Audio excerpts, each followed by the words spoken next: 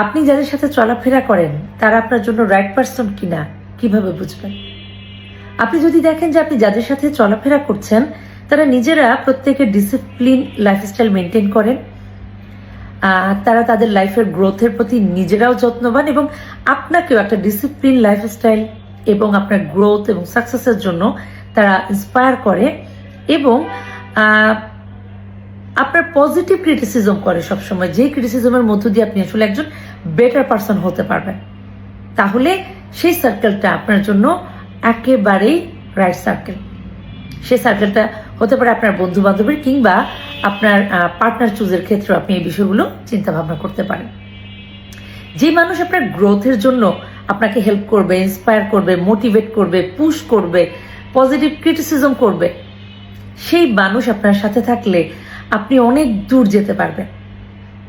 কিন্তু ক্রিটিসিজমটা যেন এমন না হয় যে সেই ক্রিটিসিজমটা যদি আপনাকে ছোট করার জন্য হয়, নিচ দেখানোর জন্য হয়, অপমান করার জন্য হয়, তাহলে সেটা আপনার আবার আত্মবিশ্বাস ভেঙে দিবে।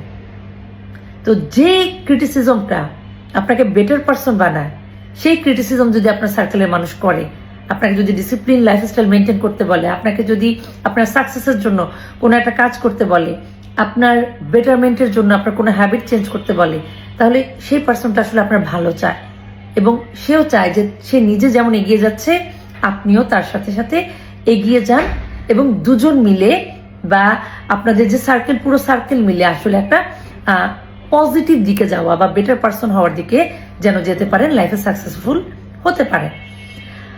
আরেকটা বিষয়, কিছু সার্কেল আছে যে সে হয়তো আপনার ক্ষতি চায় না, কিন্তু সে এমন কিছু জিনিসে আপনাকে উদ্বুদ্ধ করে যেটা আপনার লাইফে ইনস্ট্যান্ট হয়তো ডোপামিন বুস্ট করবে, কিন্তু আপনার লাইফে কোনো ভ্যালু অ্যাড করবে না।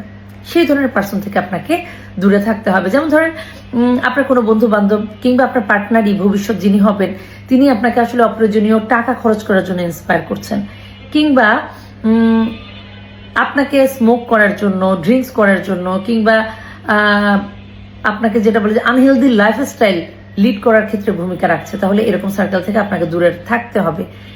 আপনি নিজে যদি ডিসিপ্লিন নাও হন, আপনি যদি একটা পজিটিভ সার্কেলের সাথে থাকেন, আপনি কিন্তু ডিসিপ্লিনের মধ্যে চলে আসবেন।